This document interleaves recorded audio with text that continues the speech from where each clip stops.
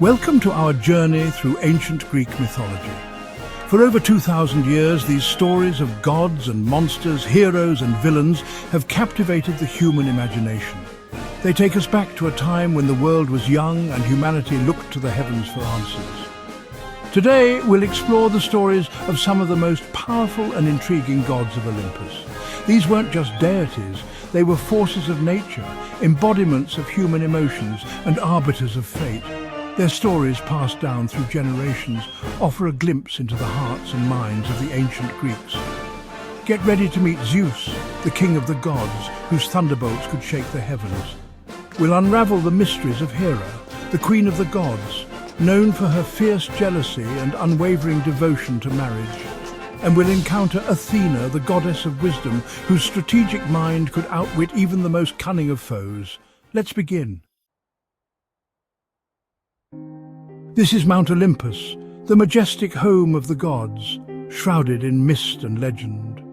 And here, at the pinnacle of this divine realm, reigned Zeus, the most powerful of all the Greek gods.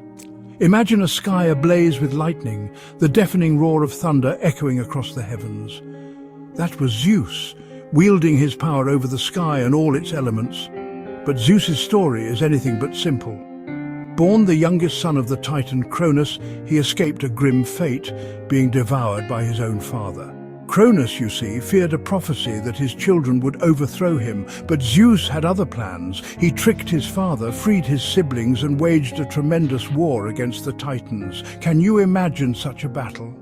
The very foundations of the earth trembled as these primordial forces clashed. Zeus, with his thunderbolts blazing, ultimately emerged victorious, ushering in the reign of the Olympian gods. But even as king, Zeus was known for his, shall we say, wandering eye. His romantic escapades, often with mortals, were the stuff of legend, resulting in a rather extensive family tree of gods and demigods. These affairs often sparked the jealousy of his wife Hera, leading to some rather dramatic conflicts, even by divine standards. Yet despite his flaws, Zeus was revered by the ancient Greeks as the ultimate authority. He maintained order, dispensed justice, and ensured the stability of both the heavens and the earth. His legacy, much like his thunderbolts, continues to resonate through time. Here we have Hera, Zeus's wife and queen of the gods. She was the goddess of marriage, family and childbirth, revered for her role as protector of women and the sanctity of the marital bond. Imagine a queen draped in magnificent robes, her every step radiating power and authority. That was Hera. But Hera's story is also one of immense sorrow and enduring strength. Tricked by Zeus into marriage, she often found herself subject to his infidelities. Can you imagine the frustration of being married to the philanderer of the century? Hera's wrath was legendary. She was known to punish both Zeus's lovers and their illegitimate children. These weren't just petty squabbles. We're talking about godly interventions with epic consequences. But Hera was more than just a jealous wife. She was a powerful goddess in her own right, capable of both great compassion and terrible vengeance. She was a complex figure, both feared and respected, a testament to the enduring strength of a woman scorned. Remember, these were not just stories to the ancient Greeks. These were powerful deities who shaped their world. To understand Hera is to understand the complexities of love, loyalty, and the enduring power of a woman. Look now to the city of Athens, named for its patron goddess, Athena. Born from Zeus's head, fully grown and armed, Athena was no ordinary goddess. She was the goddess of wisdom, strategic warfare, and reason, embodying intelligence and thoughtful action in a world often ruled by passion. Imagine a warrior clad in gleaming armor, yet her true strength lay not in brute force, but in her sharp intellect. She was a master strategist, a cunning tactician who knew that victory was won not just on the battlefield, but in the minds of both allies and enemies. She represented the triumph of reason over chaos, the power of knowledge to elevate humanity. Athena was also a patron of the arts, crafts, and civilization itself. She taught humanity how to cultivate olives, weave cloth, and build ships. Her most famous temple, the Parthenon, stands even today as a testament to her enduring legacy. It's a symbol of democracy, philosophy, and the pursuit of knowledge that defined ancient Athenian culture.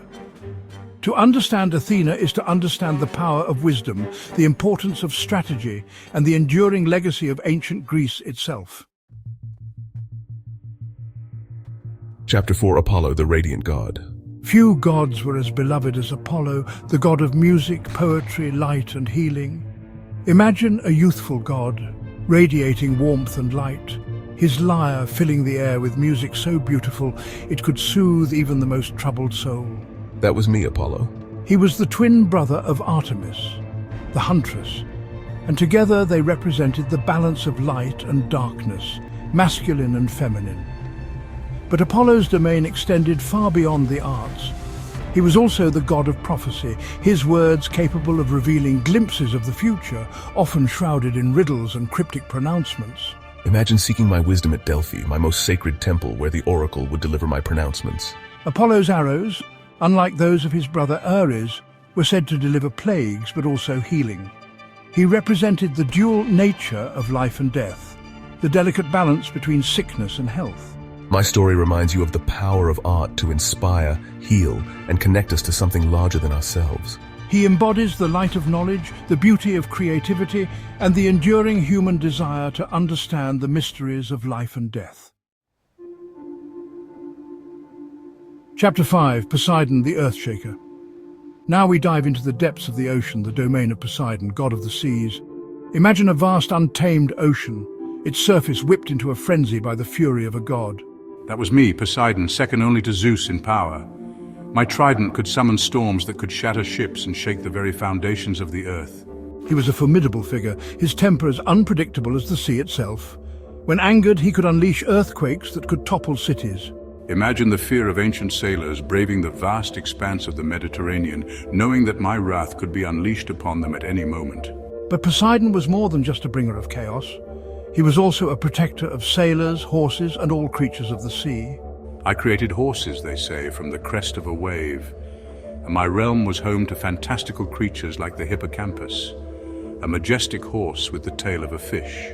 To appease him, sailors would offer sacrifices and pray for safe passage. His temples, often perched on cliff tops overlooking the sea, served as a reminder of his power and the capricious nature of the ocean itself. Chapter 6: Ares, god of war. Not all gods were benevolent. Ares, the god of war, reveled in the chaos and bloodshed of battle. Imagine a warrior, clad in blood-soaked armor, his eyes burning with a lust for battle, his presence on the battlefield inspiring terror and dread. That was Ares, a stark contrast to his sister Athena, who represented strategy and wisdom in warfare. Ares embodied the raw primal instinct for violence, the brutal reality of war stripped bare of any glory or honor. He delighted in the clash of swords, the cries of the fallen, the sheer chaos of the battlefield. While other gods distanced themselves from him, he was often accompanied by his companions, Deimos, terror, and Phobos, fear, embodying the very essence of war's horrors. His parentage is often debated, sometimes portrayed as Zeus's son, other times arising from the blood of a primordial goddess, embodying the very essence of conflict. While feared and respected, Ares was not a god who inspired love or admiration. He was a force of nature, as destructive and unpredictable as war itself. Chapter 7: Artemis, the Huntress.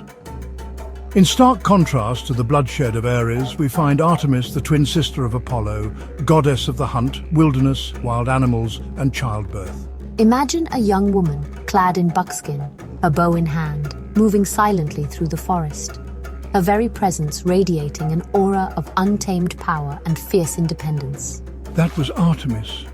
She was a protector of young women, a goddess of transitions, her domains encompassing both the wildness of nature and the vulnerability of childbirth. I demanded respect and autonomy, choosing to remain forever unmarried, my independence a core part of my identity. Artemis was as comfortable in the wilds as her brother Apollo was in the realm of music and light. She was a skilled huntress, her arrows as swift and deadly as her brothers, but she used them to protect the innocent and maintain balance within the natural world. My stories often revolve around my fierce independence, my unwavering loyalty to my companions, and my unyielding defense of the wilderness and all its creatures. To encounter Artemis was to encounter the untamed spirit of nature itself, a force to be reckoned with, yet also respected and revered. Thank you for joining us on this mythological adventure to Mount Olympus and beyond. The stories of the Greek gods, though thousands of years old, continue to resonate with us today. They remind us of the power of storytelling, the importance of understanding our own humanity, and the enduring search for meaning in a vast and often chaotic universe. Don't forget to like, share, and subscribe for more fascinating stories from history. Until next time, keep exploring, keep questioning, and keep looking up at the stars just as the ancient Greeks did.